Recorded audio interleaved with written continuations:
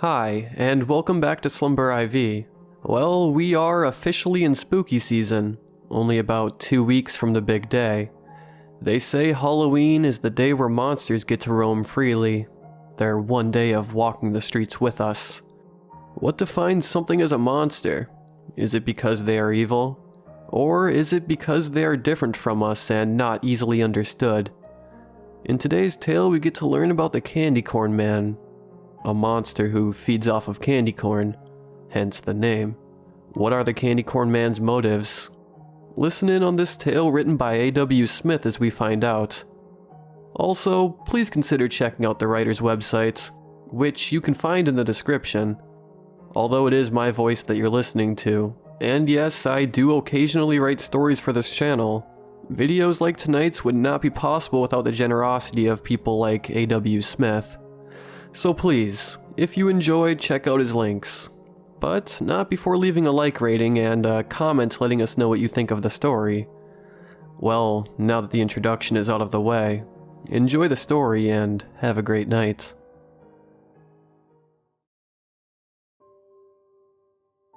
Growing up, your neighborhood probably had its own local spooky stories the kids would tell each other. Stories that nobody knew the origins of. Well, I know exactly where the story of the Candy Corn Man in my neighborhood in Utah came from. I'm the one that made it up. This started when I was 11 and my brother Michael was 7, so it would have been 2002. There was an abandoned house we'd walk by on the way home from school.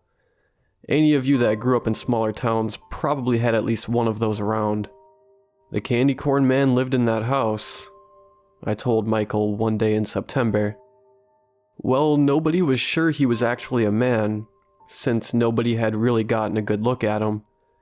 All anybody knew was that he smelled like sardines and that he had very long fingers that had an extra 2 or 3 knuckles, so they could bend and flex in ways our fingers can't. If you didn't want him to bother you, you had to make sure to put a couple of pieces of candy corn on the front step of the creepy house every day in October until Halloween. Candy corn was his favorite. That's why his name was the Candy Corn Man. And you should never make him angry, because the Candy Corn Man could track you down no matter what. Michael believed me wholeheartedly. I still feel bad about that. I shouldn't have lied to him, even if I was just a kid.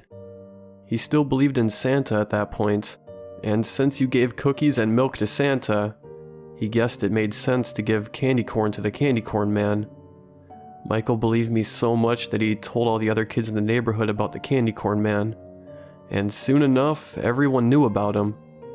I was pretty proud about my successful storytelling, and even bragged about it in secret to my parents. As the weeks went by, I started to hear variations on the story that I hadn't invented from neighborhood kids, like that the Candy Corn Man wore a bowler hat, or that he was the ghost of a child kidnapper. The Candy Corn Man was becoming a neighborhood legend in its own regard. Michael took it upon himself to put 3 or 4 pieces of candy corn in front of the door of the house every day in October, and of course they would be gone when he came back the next day. Raccoons, probably. So it just made him believe more. So he would tell the other neighborhood kids, which stoked more excitement. He even started taking his friend Jordan, a fellow believer of the Candy Corn Man, every evening. "We're going to go feed the Candy Corn Man," they'd tell my mom and dad, and mom and dad would smile and tell them to be safe. 11-year-old me thought the whole thing was hilarious. I really should have been nicer to Michael, because Michael went missing 2 days before Halloween.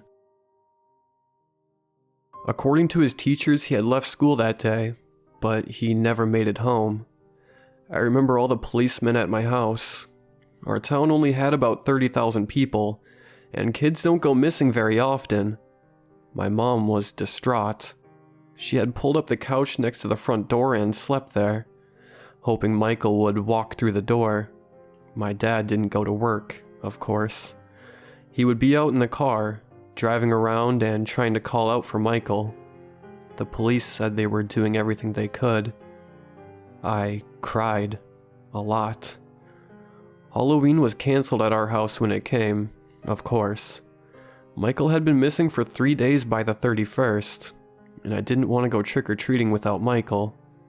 I popped Hocus Pocus into the VHS player while my mom sat on the couch by the front door, but I wasn't really watching it. I just wanted Michael. Around 5, before any trick-or-treaters would be coming, the doorbell rang. My mom eagerly answered it, but it was only Jordan, Michael's friend. He was holding an entire bag of candy corn. "I have to feed the candy corn man, but I'm scared by myself," he said to my mom. "Can you come with me?"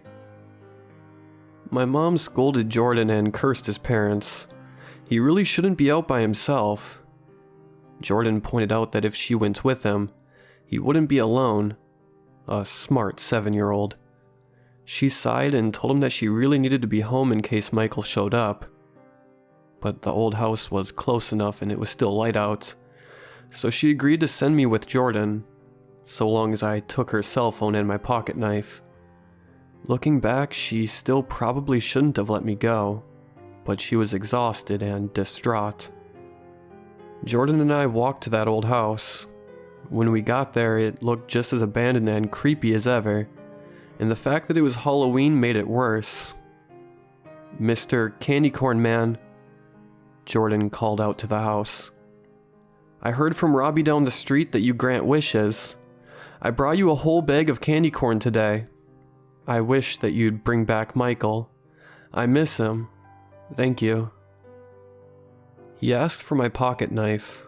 I gave it to him, and he slit the bag open and dumped the contents of the entire bag in front of the door. Candy corn went everywhere. The raccoons are going to have a feast tonight, I thought. "I hope Michael comes back," said Jordan. I told him that I did too.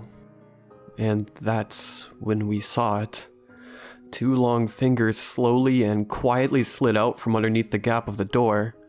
They were thin and gritty looking, and I swear that they had more knuckles than natural. Jordan and I immediately froze. From the size of his eyes, I could tell that this had never happened before. The fingers fumbled quietly for a second or two, but they eventually found a piece of candy corn, closed around it, and retracted slowly again under the gap until they disappeared. From behind the door, we heard the soft sound of open-mouthed chewing.